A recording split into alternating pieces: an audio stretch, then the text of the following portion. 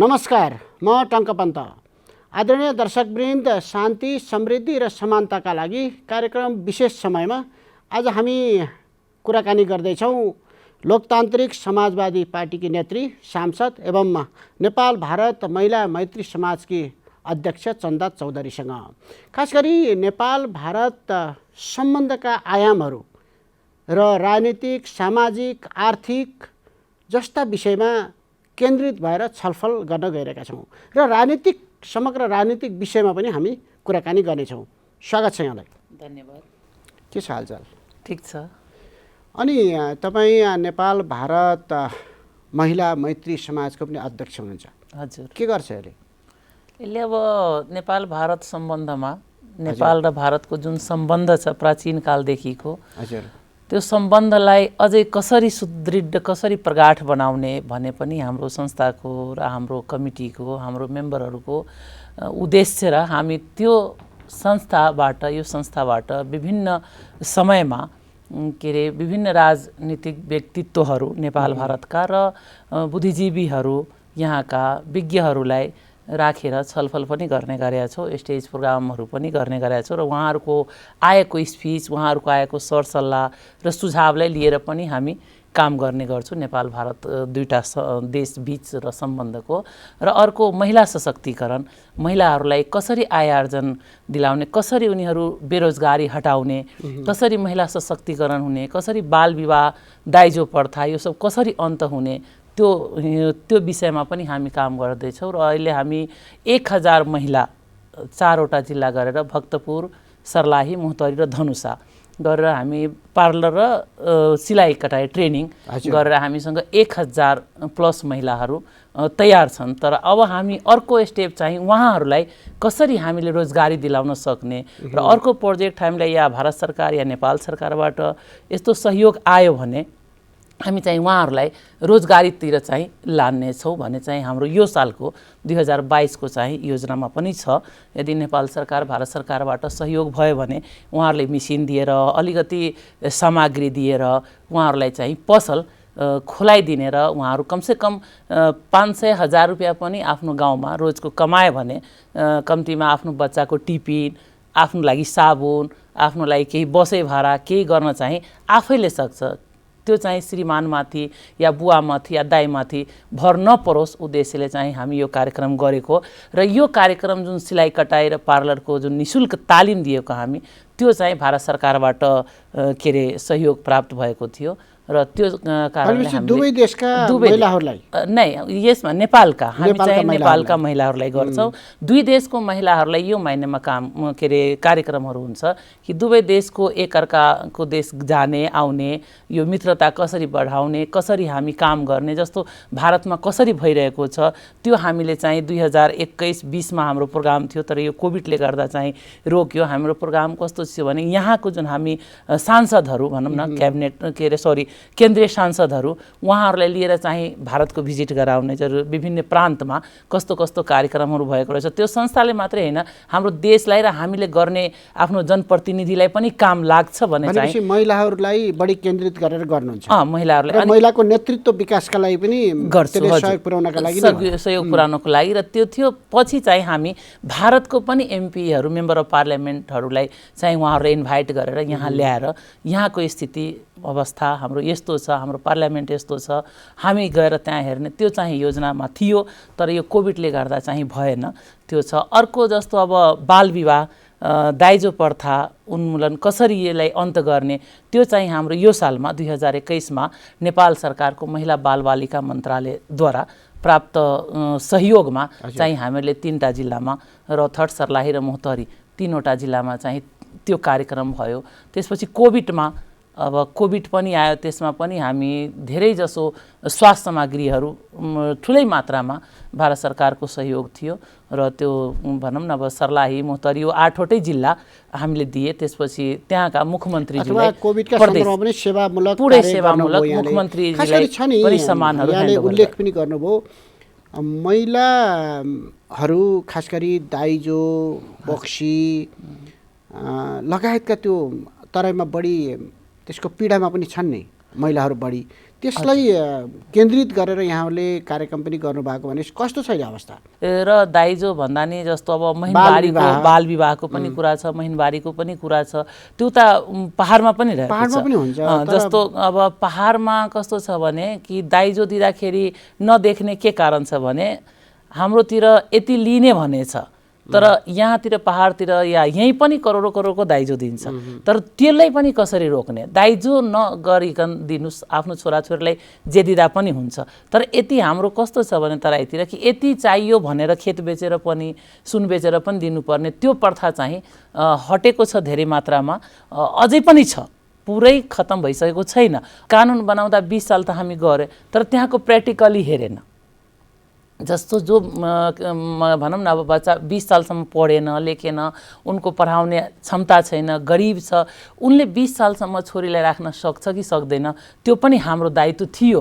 तर त्यहाँ अलिकति मिस्टेक के भएछ नि 18 ठिक थियो मेरो उसमा। अब कानुनमा आइसक्यो, हामी कानुनमा जबसम्म छ त्यो त मान्नै पर्छ, हामी त्यसलाई रिभाइज गर्न सक्छौँ किनभने 18 नै ठिक थियो कि नपढाउने भन्ने उद्देश्य नराखेर होला नि त। नपढाउने उद्देश्य भन्दा पनि पढाउनु पर्छ भन्ने मान्यता साथ त्यो राख्यो होला। त्यो त राख्यो होला हैन, पढाउन त बिहे पछि पनि पढ्छ नि मान्छे हैन, त्यो त बिहे गरेर पनि पढ्छ, नपढेको होइन। यहाँ हामीले हेरेको 8 क्लासदेखि बिहे भएको मानिसहरूले मास्टरसम्म पढेको छ, 9 क्लासमा बिहे भएको ब्याचलरसम्म पढेको छ, त्यो छ हामीसँग, त्यस्तो पनि महिलाहरू छन्। तर मैले भने यो मात्रामा कि जुन खाता पिता परिवार छ, जुनको आर्थिक अवस्था ठिक छ, उनले त 20 कि 22 वर्ष 25 वर्षमा पढाउँदा बिहे गर्दा नि केही फरक परेन। तर निम्न नागरिक जुनको खानलाई दिनरात सोच्नु पर्ने छ, जुनले कमायो भने खान्छ नभए खाँदैन हैन, बिहान कमाएर ल्यायो भने बेलुका खान्छ, उसको काम छैन बिहान भने खान पनि बेलुका उनको घरमा धौधौ पर्छ, त्यसलाई हामीले हेरेको छैन नि त। त्यसलाई सरकारले त्यसलाई पनि हेरेर हाम्रो समाज कस्तो छ, हाम्रो सोसाइटी कस्तो छ, त्यो सबलाई हेरेर पनि कानुन बनाउने चाहिँ हाम्रो दायित्व हुन्छ एक।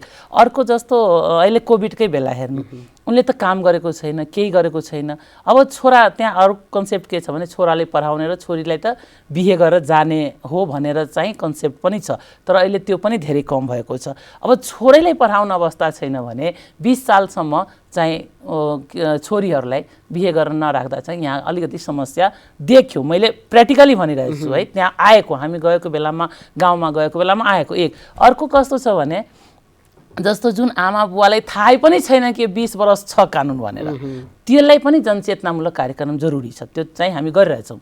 ठाउँ ठाउँमा चाहिँ अलिकति गार्जियनहरूले राखेर अब जुन पढे लेखेका छ, मिडिया देख्यो त्यो त छ, तर जुन एकदमै ग्रास रुटमा जुन जनताहरू छ, जुन दलितहरू भयो, जनजातिहरू भयो, उहाँहरूलाई नियम आयो त्यो पनि थाहा भएन, कानुनमा छ त्यो पनि थाहा भएन। अब 2टा केस यस्तो आयो भने, मेरै ड्राइभर थियो, उनको बहिनीको बिहे थियो, अब बेचारा उनलाई मोहतरीकै केस हो यो, के अरे पर्साको हो।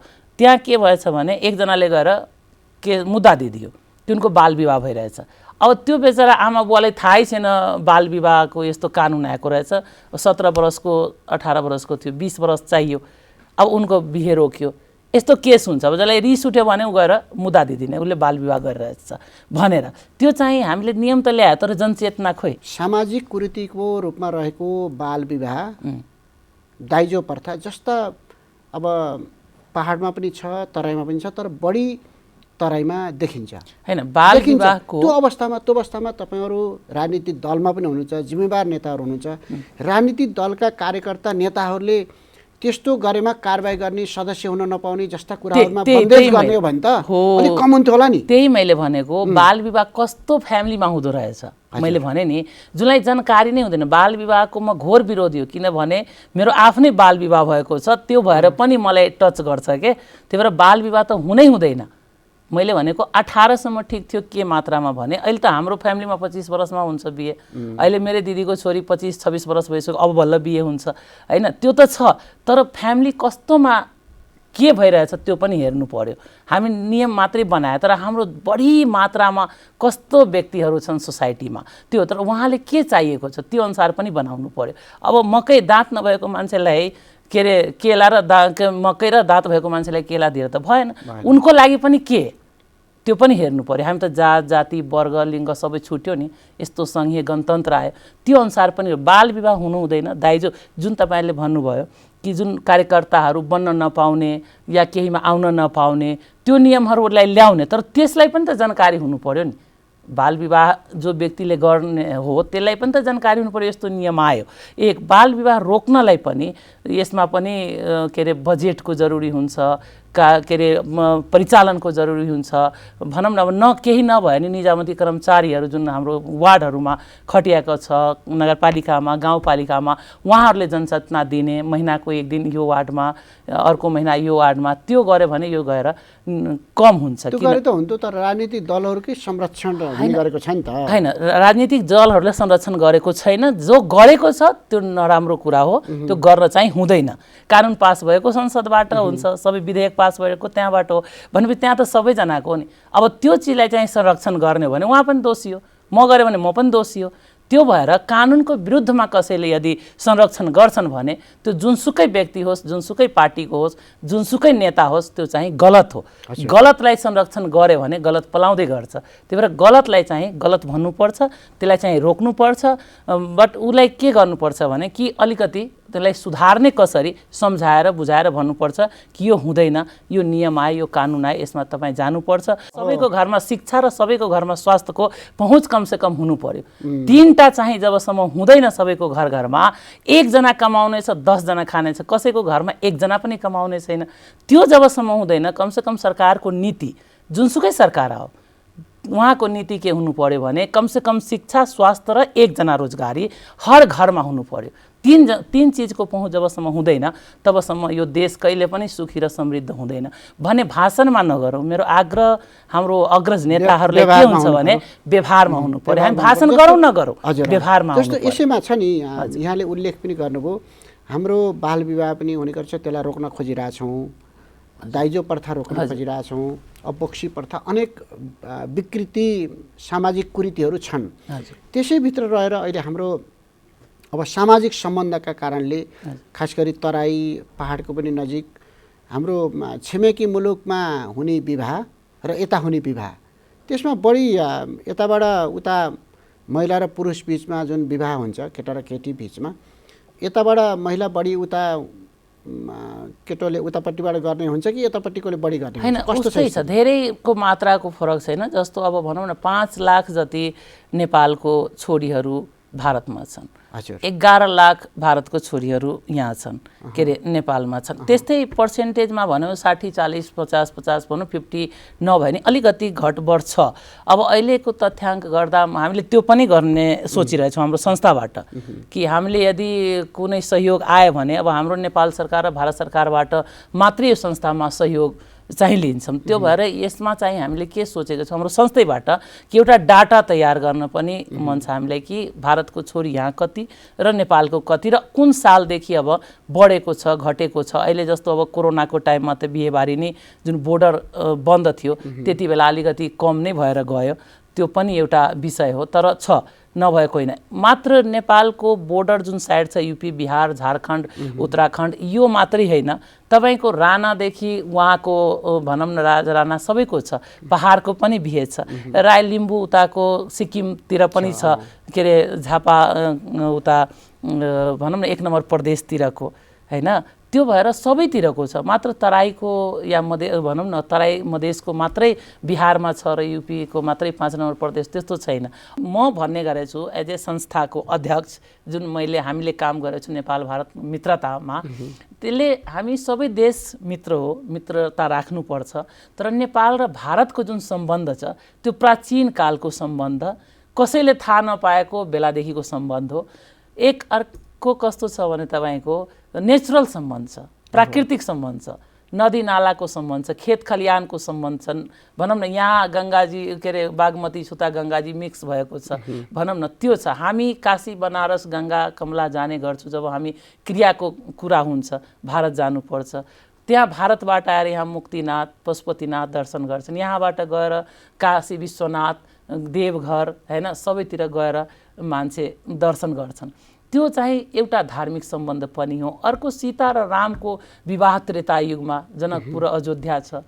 गौतम बुद्धलाई लिनु लुम्बिनी, गौतम बुद्ध उहाँ शिक्षा लिन उता भनौँ न अब बौद्ध गया भनेपछि कस्तो देखियो भने कि यहाँ हामी अरू देशसँग मान्छे हुन्छ नि कि अब कति बेला टाइममा आउँछ भारत विरोधी गतिविधि यो त्यो भयो, त्यसलाई हामीले त्यो यो हिसाबले लिन्छौँ कि ठिकै छ केही व्यक्तिले समय समयमा त्यो बिगार्न खोजेको सम्बन्धलाई उडाउन खोजेको त्यो चाहिँ कहिले पनि हुँदैन। त्यो जनमा हाम्रो सम्बन्ध छ, रगतमा सम्बन्ध छ। त्यस्तो राम्रो प्रगाढ सम्बन्ध हुँदाहुँदै पनि त्यो अविश्वसनीय बेला बेला आशंका होइन, त्यो मैले भनिसकेँ नि, केही व्यक्तिले त्यसरी सोचेको, कतैबाट गराइएको के भन्छ नि परिचालित भएको टाइममा चाहिँ यस्तो हुन्छ। नभए पिपल टु पिपल सम्बन्धलाई कसैले बिगार्न सक्दैन, कसैले तोड्नै सक्दैन। न यो कुनै राजनेताले बनाएको हो, न कुनै राजनेताले बिगार्न सक्छ, न भारतको न नेपालको। त्यही भएर पिपल टु पिपल सम्बन्ध छ। एकचोटि म एउटा प्रोग्राममा थिएँ, भारतको के अरे गेस्ट पनि आउनुभयो थियो उहाँ विश्वा होटलमा, गृह मन्त्रालयको। त्यति बेला तपाईँको एउटा प्रोग्रामै थियो, यहाँ एम्बेसडर साहब सबैजना म पनि इन्भाइटेड थिएँ। त्यहाँ तपाईँको म रियल हेरेको प्र्याक्टिकली कि उखुको किसानहरू त्यहाँ वीरगन्जमा आन्दोलन गर्न आइहाल्यो।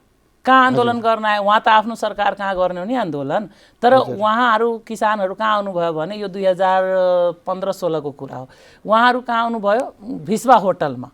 किनभने यहाँ भारतको एम्बेसडर आउनुभएछ, भारतको दिल्लीबाट सेक्रेटरी गृह मन्त्रालयको लता कुमार हुनुहुन्थ्यो एकजना, उहाँ आउनुभएको थियो। त्यसपछि वीरगन्जको सबै अफिसर्सहरू उहाँ हुनुहुन्थ्यो, सिजीहरू। अनि उहाँहरूको माग के? मेरो माग सुनिदिनु पर्यो। अनि हामी त निस्केर जानु पर्यो। दुनियाँ के अरे किसान त्यहाँ भरिराख्नु भएछ कम्पाउन्डमा। अनि के भयो त तपाईँहरूले? होइन, मेरो उखु चाहिँ जान दिएन रे। कहाँ भने? रक्सौलको मिलमा। अब के अरे सरकार टु सरकार बन्द छ नि त, के अरे उखु दिने के दिने नदिने, त्यो त हाम्रो नीतिमा छ नि, नियम कानुनमा छ नि, नीति बनाएको छ नि दुई देशको, सम्धि सम्झौता होला। उहाँहरूले के भन्नुभयो त्यो हामीलाई थाहा छैन। हामी पहिला दिने गर्थ्यो, यसले किन नदिने? त्यो छ, हामी यहीँ आत्महत्या गर्छौँ भन्छ उखु किसानहरू।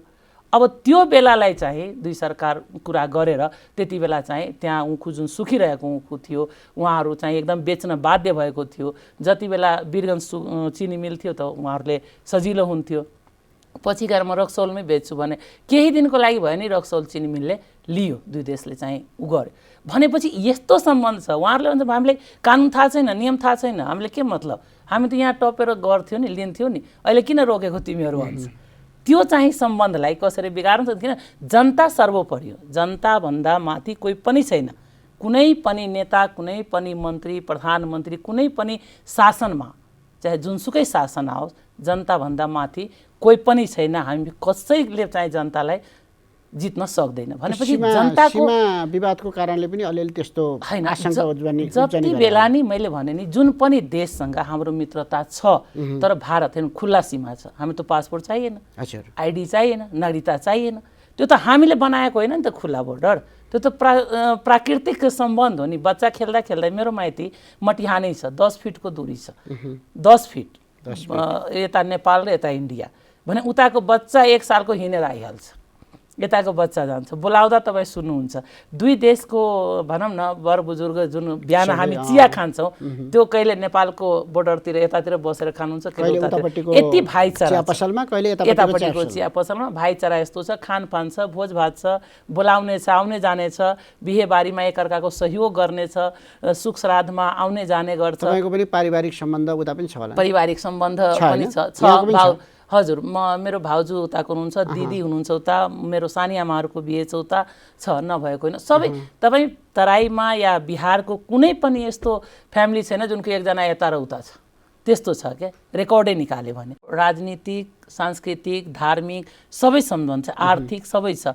तर अझै यसलाई कसरी हामी बढाउने पनि हाम्रो कुराकानी चाहिँ भइरहन्छ। मैले भने नि यो 2 साल जुन कोरोनामा गयो नि, हाम्रो यही उ थियो कि हामी चाहिँ सांसदहरू भनौँ न हाम्रो संस्थाबाट नै अगुवाई गरेर यहाँको चाहिँ विभिन्न डिफ्रेन्स पार्टीको सबैजनाले लिएर अनि चाहिँ हामी उता गएर के कसो गर्न सकिन्छ। किनभने यहाँको राम्रो चिज उहाँहरूले पनि गर्न सक्नुहुन्छ, उहाँको राम्रो चिज हामीले पनि गर्न सकिन्छ। किन? जनताको लागि, समाजको लागि। विकास भनेको घरबाट हुनु पर्यो। अब हामी 4 सालदेखि एउटा MBBS बसिरहेछ भने उनको कति घाटा भयो त्यो सोध्नु पर्यो। MBBS 2016 मा गऱ्यो, 2021 सम्म खाली बसेछ। त्यो हाम्रो रोजगारी भयो त हाम्रो देशमा त कमाउन सक्थ्यो नि। 85,000 को महिना भयो नि उसको घरमा त आउँथ्यो नि। यसरी अर्थतन्त्रलाई जुन मजबुत गर्ने हो भने पहिला घर मजबुत हुनु पर्यो तब त अर्थतन्त्र मजबुत हुन्छ नि हैन। तपाईँ कतिसम्म दिनुहुन्छ? एक दिन उनको जब भइदियो भने तपाईँले एकचोटि लगानी लगाउनु पर्छ नि। हरेक अहिले 7 वटा प्रान्त भयो, हरेक प्रान्तमा भारतकैसँग भयो नि अरू देशसँग भयो नि जहाँबाट नि मिलेर कमसेकम ठुल्ठुलो हस्पिटलैहरू बनाइदिएको भए काठमाडौँ मात्रै त गर्नु पर्थेन नि त। त्यो ठाउँबाट 2 नम्बर 4 नम्बर 5 नम्बर 7 नम्बर जति पनि प्रदेश छ त्यहाँबाट पढेको एमबिबिएस बच्चाहरू त्यसमा जब गर्थ्यो नि त। प्राथमिकता दिन्थ्यो नि, यो प्रदेशमा पहिला पढ्ने एमबिबिएसकै जब लाग्छ त्यहाँ। अनि उनलाई पनि खुसी हुन्थ्यो, अनर गर्थे, ए संहिता आयो भने म जागिर पाएँ नि मेरो प्रान्तमा, मेरो के अरे उसमा प्रदेशमा भने यो योजनाहरू खै त। त्यही त हाम्रो एउटा पक्ष चाहिँ पनि छ, यो एउटा शैक्षिक विकासका लागि पनि सहयोग त छँदैछ। शैक्षिक विकासका लागि भारत छिमेकी मुलुकले सहयोग दिन पनि तयार हुनुहुन्छ, तयार पनि भएको देखिन्छ। तर पनि अर्को पक्ष पनि छ नि, हाम्रो नेपाली महिला युवतीहरू बालिकाहरू रोजगारीकै सिलसिलामा अथवा अन्य कारणले बेचबिखन पर्ने शोषण पर्ने गरेको पनि अवस्था छ। त्यो अवस्था न्यूनीकरण गर्नका लागि राजनीतिक तहमा नेताहरू स्तरमा कुराकानी पनि भइरहेको पाइन्छ, तर नियन्त्रण हुन अझै पनि सकिरहेको छैन। यस्तो छ, यसमा म धेरै चेलीबेटी बेचबिखिनमा पनि मैले धेरै काम गरेको हैन, 8-10 वर्षदेखि प्रोग्रामैहरू कति गरेको। तर यहाँ कस्तो पाइयो भने निचोर के छ भने यो माफिया तन्त्र के हजुर सबै माथि सबै कोही न कोही छ के। जबसम्म त्यसलाई संरक्षण हुन्छ यो कहिले पनि हट्दैन। मुस्लिम कन्ट्रीहरूमा उधार गरेर ल्याएको छ। दिल्लीको त एयरपोर्ट ठाउँ मात्रै प्रयोग गरेको छ, किनभने यहाँ बोर्डर खुल्ला छ, जानलाई सजिलो छ, त्यो मात्रै हो। तर लाने सबै खानी मुल्क नै हो। फ्लाइट युज गर्ने दिल्लीको, त्यहाँबाट जाने अनि खानी मुल्क लाने, त्यो चाहिँ गरेको छ। हाम्रो उताबाट पनि ल्याएको छ। माफियाहरू छ नि, यो चिजलाई चाहिँ युवतीहरू महिलाहरूलाई त्यो स्थानमा त्यो त्यस्तो शोषण पार्ने काम दुवै पक्षका माफियाहरू क्रियाशील भएर हो हैन। म यो भन्छु जस्तो अब भारतमा के छ, भारतले त धेरै ठाउँमा ऊ पनि गरिरहेछ हैन। जस्तो हाम्रो नेपालको भारतको भन्दा नि भारतको म अरू देशमा जाँदा नि त्यति चेलीबेटीको ऊ देखेन। जस्तो उहाँबाट भारतबाट लाने लुकाएर गर्ने बेच्ने त्यो भन्दा हाम्रो नेपालबाट बढी छ के। नेपालबाट चाहिँ बढी छ। अब ठग्दो रहेछ कस्तो भने जब लगाइदिने, जागिर लगाइदिने। अनि मैले भने नि यहाँको जुन माफिया तन्त्र छ एउटा, त्यसलाई संरक्षण नगरे भने त्यहाँ बोर्डरै पार हुँदैन भने जान्छ कहाँ? हामी जरै काट्यो भने त कतै जाँदैन नि। त्यो चिजलाई चाहिँ तर यसमा नेपाल पुलिस पनि हाम्रो सहयोगी छन्, एकदमै गरिराख्नु भएको छ। तर योलाई नै एउटा भनौँ न कि 1 साल यसैमा पुरै टाइम दिएर पुरै काम गरेर एउटा पुरै ड्युटीमा छन्, तर कहाँबाट कसरी त्यही पनि भइरहेको छ। पहिलाको भन्दा त धेरै कम भएको छ, नभएको होइन। तर अझै पनि कम गर्नलाई त्यो अर्को के भन्छु भने आफ्नो प्यारेन्ट्सहरूले पनि यसमा ध्यान दिनुपर्छ।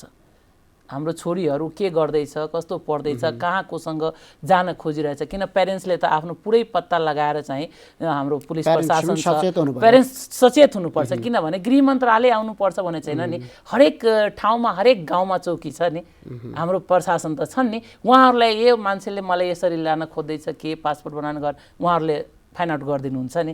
त्यो भएर प्यारेन्ट्सलाई पनि म आग्रह गर्न के चाहन्छु भने यसमा चाहिँ अलिकति सचेत पनि हुन जरुरी छ। यसले पनि घट्छ के। हामीले पटक पटक राजनीतिक स्तरमा कुरा पनि भएको छन्, राजनीतिक स्तरमा उच्च अधिकारी बिचमा पनि कुराकानी त भएको छन्। तर त्यसलाई त्यो माफिया तन्त्रले अहिले पनि जालोमा छायामा पारेको अवस्था रहिरह्यो नि त। हैन, नियन्त्रण त कम अलिअलि भएको छ, तर अझै नियन्त्रण पुरै पनि हुन सक्छ। मेरो त के छ भने कुनै पनि काम असम्भव छैन। चाह्यो भने हरेक काम सम्भव हुन सकेन त। संरक्षण गरेर संरक्षण गरेर हैन, हाम्रै गल्ती होला। कोही न कोही एक ठाउँबाट त संरक्षण नगरेको त किन पक्रिँदैन? यो देशमा हाम्रो अनुसन्धानकर्ता हाम्रो नेपाल प्रहरी जस्तो को छ र निकाल्न सक्छ नि? अनुसन्धानका लागि सबैभन्दा प्रभावकारी मानिन्छ नेपाल, एकदम मानिन्छ। मैले धन्यवाद पनि दिएँ, किनभने फर्सीको भित्रको के अरे चरस निकाल्न सक्ने हाम्रो नेपाल अनुसन्धान र नेपाल प्रहरी भने त्यो माफियाले किन समात्न सक्दैन? हाम्रो लिडर, हाम्रो पार्टी, हाम्रो के अरे यहाँको राजनेताहरू सक्रिय नभएर हो, अरू केही पनि होइन। यो सबै समाप्त हुन्छ, नहुने होइन। तर यो चिजमा लाग्नु पर्यो नि, संरक्षण दिन्छ। अब कुनै केस आयो भने यसले बचाइदियो, मेरो कार्यकर्ता त तेरो कार्यकर्ता हो, यसमा जान्छ। त्यही भएर कसरी राजनीतिक दलहरू नै संरक्षणमा लाग्छ। राजनीतिक दलहरू एकदम फ्रेङ्क हुनु पर्यो कि कुनै पारदर्शी हुनु पर्यो, एकदम पारदर्शी हुनु पर्यो, निष्पक्ष हुनु पर्यो, चाहे मन्त्री बन्नु, चाहे प्रधानमन्त्री बन्नु, चाहे पार्टीकै दलमा बसिराख्नु, तर निष्पक्ष हुनु पर्यो। भन्ने र गर्ने फरक हुँदो रहेछ। किन जब तपाईँ संरक्षण दिनुहुन्छ गलतको तब त्यो मोटाउँछ नि। जब सुरुदेखि अन्त गर्दै गयो भने त तपाईँ बलियो नि। अनि त्यो हेरेर अरूले के भन्छ, ए दिनेवाला छैन, हामीलाई सपोर्ट आउँदैन, त्यही भएर यो काममा नलागौँ, अरू काम गरौँ, होइन, राम्रो काम गरौँ। यो नराम्रो काम, गलतलाई संरक्षण चाहिँ हाम्रो पार्टीले या हाम्रो पार्टी सरकारमा गए नि हामीले संरक्षण पाउँदैन। त्यो भएर यसमा चाहिँ हामी नलागौँ। यहाँ पुलिस प्रशासनसम्म पनि नेपालको लिडरहरू थर्काउने गर्छ, त्यो त होइन नि, उनको राइट हो नि, पुलिसको राइट हो नि। उनलाई जब हामी राइट दिए भने डिआइजी होला, एआइजी होला, आइजी होला, या प्रहरीमै इन्सपेक्टर होला, डिएसपी होला, उहाँको राइट हो नि। सचिव होला, ब्युरोक्रेटमै भनौँ, होइन, सहसचिव होला, उपसचिव होला, उहाँले हामी राइट दिइसकेपछि उहाँले राम्रो कामले ल जागिरै हो, केही हो, यसो हेर्न, त्यो त राजनीतिक व्यक्तिको धर्म पनि छ, हामीले सहयोग गर्नु। तर नियम कानुन विपरीत गर्ने कामलाई चाहिँ हामी भन्न मिल्दैन, संरक्षण गर्न पनि मिल्दैन। त्यही भएर अलिकति हामी पनि सचेत र तपाईँले जस्तै भन्नुभयो नि पारदर्शी हुनु पर्यो र यसमा एकदम क्लियर हुनु पर्यो कि यहाँ हामीले के सहयोग गर्नु पर्यो र यो चेलीबेटी बेचबिखिन जुन कार्य छ, मानव बेचबिखिन छ, बच्चाहरूलाई बेच्ने काम छ, त्यो कहाँबाट के अरे भइरहेको छ त्यो त हामी पत्ता लगाउन सक्छौँ नि, नसक्ने होइन नि त। सबभन्दा बढी हामी अहिलेसम्म हेर्दाखेरि सबभन्दा बढी संरक्षण त राजनीतिक दलहरूको बाटै हुने गरेको होइन। माफिया पनि कस्तो माफियाले पनि कस्तो हुँदो रहेछ भने नि मान्यज्यू, माफियाले पनि एउटा राजनीतिक दललाई समात्दो रहेछ क्या। त्यसपछि राजनीतिक दलले तर एउटा मायनेमा यो पनि हुनसक्छ, ल उहाँलाई थाहा नहोला, कुनै माध्यमबाट हेल्प लिइरहेको छ कि, त्यो पनि हामी हेर्नु पर्यो। राजनीतिक दलहरूले त्यो पनि अनुसन्धान गर्नु पर्यो। आफ्नो पार्टीलाई, कार्यकर्तालाई, आफ्नो कमिटी जुन हुन्छ, विभिन्न निकाय त पार्टीमा पनि हुन्छ नि, भातृ सङ्गठनदेखि लिएर मेन कमिटीदेखि, उनलाई पनि परिचालन गर्नु पर्यो, होइन। यसमा तपाईँकै पार्टीको नीति के छ नि? होइन, हाम्रो पार्टीको छ नीति। हाम्रो पार्टी यसमा चाहिँ चेलीबेटी बेचबिखिनदेखि लिएर चाहे मानव बेचबिखिनदेखि लिएर हामी चाहिँ यसमा पुरा सरकारलाई, जुनसुकै सरकार कहाँ गर्नु छ, कहाँ सपोर्ट गर्नु छ, कहाँ साइन गर्नु छ, यो उसको विरुद्धमा लाग्नलाई दसौँलाले साइन गर्न तयार। साइन त गर्ने हो कि तर वर्क पनि भयो, व्यवहारमा पनि हुनु पर्यो। व्यवहारमा छ, व्यवहारमा हामी सरकारमा व्यवहारमा कसरी छैन। हामी जुन व्यवहारमा, जस्तो अब हाम्रो पार्टी लोसपा अहिले न सरकारमा छ न मन्त्रीमा छ, हामीले बोल्ने, हामीले गर्ने, हामीले बोल्ने हो, भन्ने हो, तर अहिले छैन, बेला बेला त भइरहन्छ नि। होइन, बेला बेलामा भयो नि। सरकारमा हामी जुन माग राख्छौँ गर्ने त अलिकति तपाईँलाई थाहै छ नि कहाँबाट के हुन्छ भनेर। त्यही भएर हामी बोलेर मात्रै हुँदैन, हामी बोले त्यो हाम्रो बोली चाहिँ व्यवहारमा लागू हुनु पर्यो नि।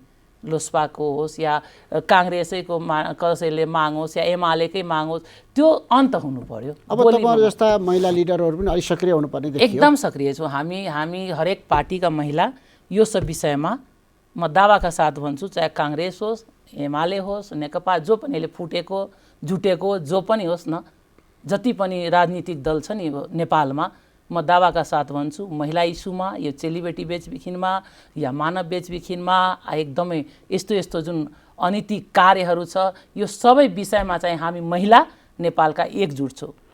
हामी चाहिँ सबै पार्टीका हैन। तपाईहरु महिला, त्यही भएर भने तपाईहरु हाम्रो लिडरहरु अलि सक्रिय, अस्ति नै राजनीतिक दलमा अलि सक्रिय हुनु पर्यो। म पनि यो विषयमा अलि रिसर्च गर्ने, लेख्ने गरिरहेको हुनाले पनि हजुर थाहा छ मलाई। तपाईँ त्यो हिसाबले पनि तपाईहरुले यो पुरुष नेताहरू अथवा कार्यकर्ताहरू जो जिल्लामा काम गर्नुहुन्छ नि, उहाँहरू नै त्यो जालोमा अलि लागिरहेको, अलि त्यो माफियाको जालोमा परेको, त्यही मैले भने नि, कतिलाई थाहा पनि हुँदैन, जस्तो आफ्नै कार्यकर्ता केही गलत गरिरहेको कि थाहा हुँदैन नि त। त्यसमा चाहिँ पार्टीको, तपाईँले भने जस्तो ठिक भन्नुभयो कि पार्टीको पनि एउटा अनुसन्धान निकाय हुनु पर्यो के। जस्तो 10 जना छ, कोहीलाई थाहा छैन को अनुसन्धान गरेछ को माथि, त्यो पनि हुनु पर्यो। तब मात्रै त्यहाँबाट निस्किन्छ के त हाम्रै छोरा गल्ती गरेछ कि तपाईँकै छोरा गल्ती गरेछ कि थाहा हुँदैन नि त, प्यारेन्ट्सलाई पनि थाहा हुँदैन नि। तर जुन पार्टीगत हुन्छ नि, त्यसको एउटा प्रुफ लिएर आउँछ नि कि फलानुले गर्दैछ, अनि त्यहाँबाट सक्रिय चाहिँ पार्टी पनि त्योमा चाहिँ आवाज उठाउने र त्यसलाई चाहिँ दण्डित गर्ने चाहिँ व्यवस्था हुनु पर्यो।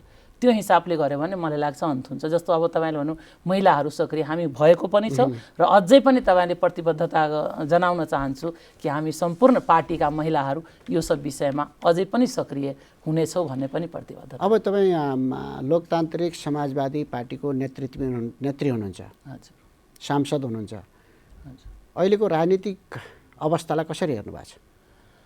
अब यस्तो छ, अहिलेको राजनीतिक अवस्था भन्नुहुन्छ भने जस्तो अब सरकार फेरियो, नेपालमा सबभन्दा बढी त सरकारै फेरिन्छ होइन। कुनै पनि अब हाम्रो त जहिलेदेखि भनौँ दुईटै ल्याए पनि यहाँ जस्तो सतीका शराब पढेका देश भन्छन् नि, त्यही जस्तो लाग्यो कि किनभने फुल बहुमत भएकै सरकार पनि भनौँ न अब चेन्ज भयो। अब यसमा के कस्तो छ भने यो राजनीतिक अवस्था तब ठिक हुन्छ जब आफ्नो व्यक्तिगत स्वार्थ हट्छ।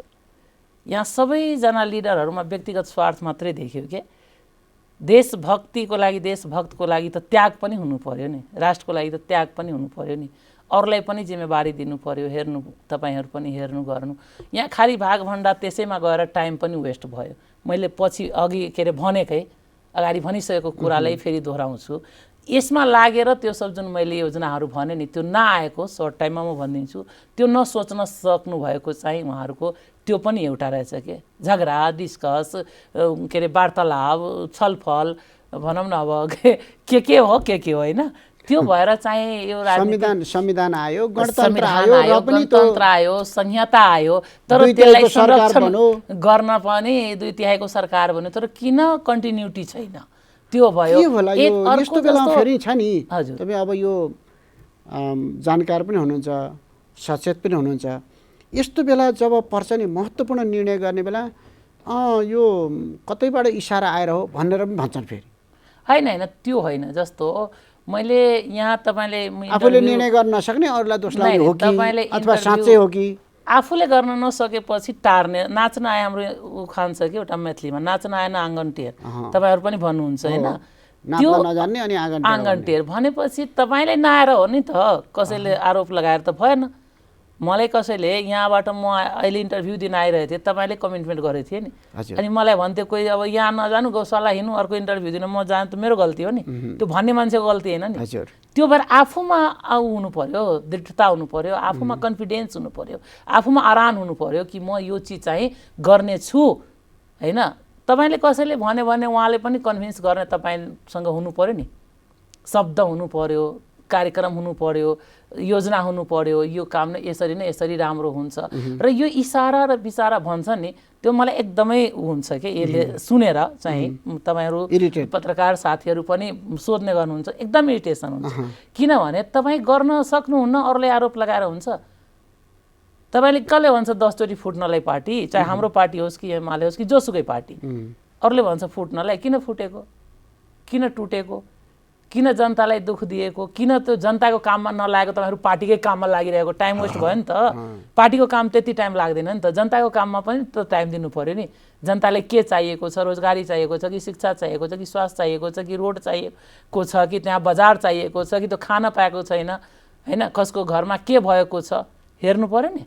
जनताको अपेक्षा अनुसार राजनीतिक दलहरूले काम कसैले गरेको छैन, गरेको छैन। म पनि गरेको, कहिले गर्लान् त? म पनि गरेको छैन। किनभने यो अस्थिरता आन्दोलन भइरहन्छ। त्यही सबै चिजको एउटै उपाय हो, जबसम्म अस्थिरता आउँदैन 5 वर्षीय योजना सरकार, 5 वर्षमा एउटा मन्त्री, 5 वर्षमा एउटा प्रधानमन्त्री, जबसम्म यो देशमा भएन, यो अस्थिरता र यो भागभण्डा र यो प्रधानमन्त्री र राष्ट्र के अरे मन्त्रीहरू चेन्ज हुँदै र यस्तै गइरहन्छ, तबसम्म यो देशमा समृद्धि र त्यो होला। यहाँले भने जस्तै योजना छ नि, कमसेकम 5 वर्षसम्म सरकार चल्न सकोस् भनेरै संविधानमै व्यवस्था गरियो। 2 वर्षसम्म अविश्वास प्रस्ताव ल्याउन नपाइनेदेखि लिएर सारा सरकार ढाल्न नपाइने भनेर संविधानमा व्यवस्था गरियो। पनि उहाँहरू अध्यादेश के ल्याइहाल्नुहुन्छ नि त। अब बहुमत छ भने मिसयुज गर्नुहुन्छ नि त। बहुमत भएरै मान्छे जे पनि संविधानलाई पनि मिचेको कतिवटा छ नि त उहाँहरूले। भनेपछि अध्यादेश ल्याउने छ, तर कस्तो अवस्थामा ल्याउने हो त्यो होइन? सरकार चेन्ज गर्नलाई थोरै हो, सरकार चेन्ज गर्ने, संसद विघटन भनौँ यस्तो चिजलाई होला नि, त्यो इमर्जेन्सीलाई कुनै चिज राख्यो होला नि, कि कुनै चिज इमर्जेन्सीमा गर्नु पर्यो भने के अरे त्यसको लागि अध्यादेश हो। जति बेला नि अध्यादेश ल्याउनु त, अध्यादेशले नागरिकता पास गर्नु न त। अहिले खै त नागरिकता अध्यादेशले पास गरौँ। किन विधेयक 3 सालदेखि 2.5 सालदेखि कोरोनाभन्दा पहिलादेखि समितिमा अहिले लाख नेपाली बच्चा जुन बेरोजगार भएको छ, एउटा खाता खोल्न पाएको छैन, एउटा पढ्न जान पाएको छैन, त्यो किन नगरेको? समितिबाट पास भइसक्यो छ तर अड्किरहेछ। किन हाउसको इन्तजार गरेको त? समितिबाट भएर हाउसमा लाने अध्यादेशबाट गरे भइहाल्यो नागरिकताको विधेयक। किन संविधानमा त आयो नि, जन्मसिद्धले अब पाउने, आमाको नाममा पाउने, सबै नागरिकताले त पाउने भने त भइसक्यो नि संविधानमा। जुन संविधानमा छ तपाईँहरूको झगडाले गर्दा तपाईँहरूले दिन नसक्ने, हामीले झगडा गर्ने अनि अरूलाई जनता चाहिँ दुःख पाइरहेको छ। एक दिन हामीसँग नागरिकता हरायो भने कतै हराउनु भन्नाले कुनै दराजमा अर्को ड्रसरमा पढ्यो भने कसरी मान्छे खलबलिन्छ, ए कहाँ गयो मेरो नागरिकता, कहाँ गयो, म यहाँ जानु थियो वहाँ जानु थियो, फोटोकपी चाहिएछ भन्छौँ नि हामी।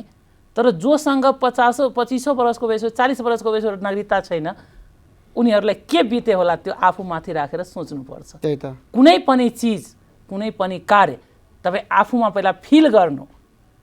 हात्ती साहब चप्पल लगाएर आएको मान्छेहरू हात्ती जत्रो घर बनाएर मात्रै देश चल्दैन। त्यही भएर आफूमाथि राखेर हेर्ने हो कि मसँग एक दिन नागरिकता नभए के हुन्थ्यो, मेरो छोराछोरीसँग एक दिन नागरिकता नभए के हुन्थ्यो।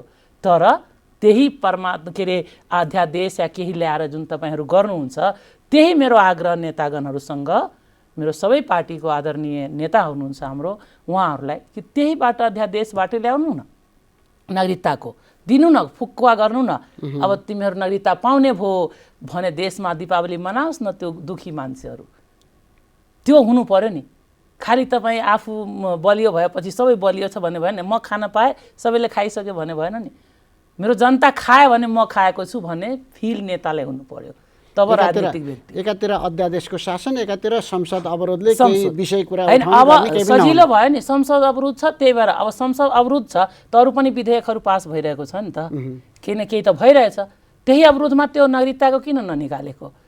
लाख बच्चा बेसहाय भएको छ भने यो त होइन, संविधानमा आयो नि, आमाको नाममा आमा त्यो छोराछोरी 18-20 वर्षको भइसक्यो, 25 वर्षको भइसक्यो, ऊ कहाँ जाने? विदेश जान पनि सक्दैन, एउटा खाता खोल्न पनि सक्दैन, एउटा कसैले पुलिसको रिपोर्ट लेखाउन पनि जायो भने नागरिकता चाहियो। अनि कति दुःखद कुरा हो नि। यसरी पनि देश चल्न सक्छ त?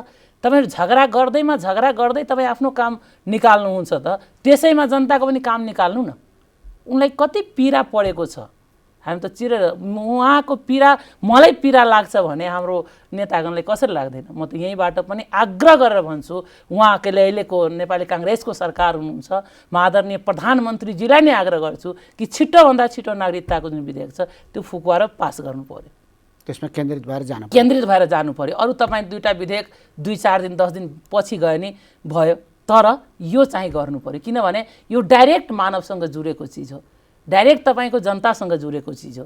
या त तपाईँले दिँदैन भनिदिनु। जस्तो यो राजनीतिक दलहरूमा अलि निर्णायक तहमा अनि महिलाको सहभागिता कम भएर पनि हो कि, जस्तो महाधिवेशनहरू राजनीतिक दलहरूका भए, महाधिवेशन नभएका दलहरू पनि छन्, जिम्मेवार दलहरू, संसदमा रहेका दलहरूमा त्यो निर्णायक तहमा अहिले पनि महिलाको सङ्ख्या संविधानले व्यवस्था गरे बाहेक अहिले पनि देखिएन। हो, त्यही हो, संविधान लिएर कानुनमा नभएसम्म दिनुहुन्न। यो भन्छ नि सत्तात्मक सोच जुन छ नि, अझै पनि हाम्रो नेतागणहरूमा गएको छैन। सबैमा छ त्यो सोच, सबैमा छ। यो होइन कि पहाडमा छ मधेसमा छैन, मधेसमा छ पहाडमा छैन, त्यसमा चाहिँ इक्वल हो, त्यो हो के। तर यसमा के छ भने जस्तो अब 33% महिला संसदमा त कसरी आयो नि, त्यो किन आयो भने कारण छ नि, त्यहाँ कानुन जबसम्म उहाँ 33% राख्नुहुन्न त्यहाँ पास हुँदैन निर्वाचन आयोगमा।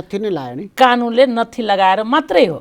त्यस्तै कानुनले भयो भने उहाँहरूले दिनुहुन्छ। 33% त विधानमा त छ, अहिले त निर्वाचन आयोगले पनि 33% पुरा गरेर ल्याउनु भने संवैधानिक व्यवस्था भएको हुनाले नै 33 ल्यायो।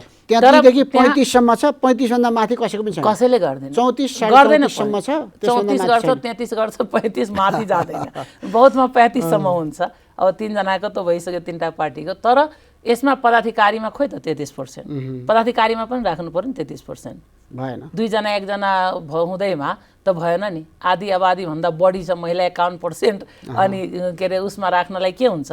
सक्षम पनि छन्, नभएको होइन, सबै पार्टीमा महिला पनि सक्षम छन्। सोचमा परिवर्तन भएन, सोच परिवर्तन सकारात्मक मैले अघि नै भने नि, लेखेर मात्रै हुँदैन, बोलेर मात्रै हुँदैन, भाषणमा मात्रै हुँदैन, कुनै पनि चिज तपाईँ प्र्याक्टिकली व्यवहारमा ल्यायो भने आपसे आप किताबमा लेखिन्छ, आपसे आप तपाईँको विधानमा आइहाल्छ, आपसे आप तपाईँको भाषणमा बोल्दा नि राम्रो देखिन्छ। हामी महिलाको लागि लड्छौँ, महिलालाई गर्छौँ, हाम्रो देश यस्तो उस्तो भन्छौँ, 33% धाक देखाउने अर्का देशमा गएर ठिक छ, धाक देखाउँछौँ, हामी सिना तानेर भन्छौँ, हामी त 33% छौँ है, सांसदमा राष्ट्रपति महिला हुनुहुन्छ है, सबै 40% तल आइहाल्यो भनौँ न, स्थानीय निकायमा छ, तर पदाधिकारीमा त पार्टीमा दिँदैमा के जान्छ, पार्टीमा किन नदिने 33%, त्यो पनि सिना देखाएर भन्नुहुन्थ्यो, हाम्रो पदाधिकारीमा पनि 33% छ भन्ने सोच अलिकति बदलिनु पर्यो, अरू केही पनि हैन। अब मेरो अन्तिममा यो 1 र 2 प्रदेशमा प्रदेशको नाम राजधानी अझै पनि हुन सकेन, खास गरी तपाईँ अब 2 नम्बर प्रदेशमै हुनुहुन्छ, हजुर त्यहाँ पनि किचलो भइरह्यो। किचलो छ, किन गर्न सकिन्थ्यो होइन, हाम्रो त के मधेस प्रदेश माग थियो हेर्नु, सैकड़ों शहीद भएको, घाइते भएको, सैकड़ों परिवार बिचल्लीमा परेको र त्यो शहीदहरूको सपना साकारको लागि पनि मधेस प्रदेश चाहिँ गर्नुपर्छ, किनभने हाम्रो माग पनि थियो मधेस प्रदेश। यसमा मधेस प्रदेशको चाहिँ जुन हाम्रो अब यो पार्टी अहिले 2 भयो, लोसपा र जनता समाजवादी, एउटै पार्टी हुँदा नि सरकारमा चाहिँ जुन हामी गरेर गठबन्धन गरेर चुनाव लड्यो, सरकारमा बहुमत पनि थियो प्रदेश 2 मा। अब त्यति बेला पनि गऱ्यो भने त उहाँहरूको एमालेहरूको आयो कि होइन यसलाई चाहिँ मधेस प्रदेश नराख्ने। तर यसमा चाहिँ मेरो आग्रह के छ भने सबै पार्टीले सपोर्ट गर्नु पर्थ्यो, कांग्रेस होस्, माओवादी, एमाले सबैले सपोर्ट गर्नु पर्थ्यो, किनभने यसको लागि मधेसको युवाहरू, महिलाहरू शहीद भएको छ। त्यही भएर शहीदको सपनालाई पनि हामी साकार गर्नुपर्छ भने सोचमा चाहिँ जानुपर्छ। यसमा चाहिँ मधेस प्रदेश चाहिँ होस् भने प्रदेश 2 लाई चाहिँ नामाकरणमा जुन यति ढिलो भयो, 4 वर्ष भयो, यो विडम्बनाकै कुरा हो। 4 वर्षमा अहिलेसम्म उहिले भइसक्ने कुरा हो। यो पहिला मधेस निर्वाचनसम्म पनि होला जस्तो छैन। त्यही त, यो चाहिँ अब भनौँ न के भने यसलाई, यो 4 वर्षमा सबभन्दा पहिला प्रदेशको नाम चाहिँ हुनुपर्ने कुरा हो पहिलो बैठकबाट, तर अझैसम्म नभएको विडम्बना। यसमा अब पार्टीहरू हामीले जनतालाई कारणले पनि यस्तो भएको पनि होला, फुटेको कारण पनि छ र अब यसमा चाहिँ विरोध अवरोध पनि आयो अरु पार्टीको। जस्तो अहिले नै 2 भयो नि, एउटै आइरहेछ नि त, मधेस प्रदेश आइरहेछ। अब एमाले पनि 2 भएर पनि उहाँको पनि एउटै आइरहेछ है। अब हाम्रो 2 पार्टी, एक पार्टी 2 भयो, अहिले फुट्यो भनौँ न, फुट्दाखेरि भाषा त एउटै छ नि, मधेस प्रदेश नै चाहियो। त्यस्तै एमाले पनि 2 भएर नि के अरे एउटै भाषा छ, हुँदैन मधेस प्रदेश भन्ने। त्यो भएर चाहिँ यसमा अलिकति सोचमा चाहिँ यो सानो सानो चिजले केही पनि हुँदैन। मधेस प्रदेश के मात्रामा चाहियो भने यसको लागि मानिस शहीद भएको, मधेस विद्रोह आन्दोलन भएको, त्यसले पनि हाम्रो नेतागणहरूले चाहिँ बुझिदिनुपर्छ। किनभने त्यहाँ एमाले, कांग्रेस या माओवादी जुन पनि सुकै पार्टीको पनि त्यहाँ मधेसी पनि हुनुहुन्छ, उहाँहरूले पनि बुझिदिनुपर्ने कुरा हो। यहाँ हाम्रो आदरणीय नेतागण, पार्टीका अग्रजहरू, पार्टी अध्यक्षजीहरू पनि बुझिदिनुपर्ने कुरा हो कि आफ्नो भनौँ न लबिङ गर्नुपर्ने कि आफ्नो एमएलएहरूलाई चाहिँ ल तिमीहरू मधेस प्रदेशमै नै भोट देऊ भन्ने चाहिँ मेरो आग्रह चाहिँ उहाँहरूले चाहिँ गर्नु सक्नुपर्छ भन्ने चाहिँ लाग्छ। हुन्छ, व्यस्तताका बीच पनि हामीलाई समय दिएर महत्त्वपूर्ण विचार राखिदिनु भयो, यहाँलाई धन्यवाद। हस्, तपाईँलाई पनि धन्यवाद, तपाईँको सम्पूर्ण टिमलाई पनि धेरै धेरै धन्यवाद। हस्, धन्यवाद। आदरणीय दर्शकवृन्द, कार्यक्रम विशेष समयमा आज हामीसँग अतिथि हुनुहुन्थ्यो लोकतान्त्रिक समाजवादी पार्टीकी नेत्री, सांसद एवं नेपाल भारत महिला मैत्री समाजकी अध्यक्ष चन्दा चौधरी। कार्यक्रमको निर्धारित समय पनि सकिएको छ। प्राविधिक मित्रहरूलाई पनि धन्यवाद दिँदै म टङ्कपन्त पनि बिदा हुन्छु। नमस्कार।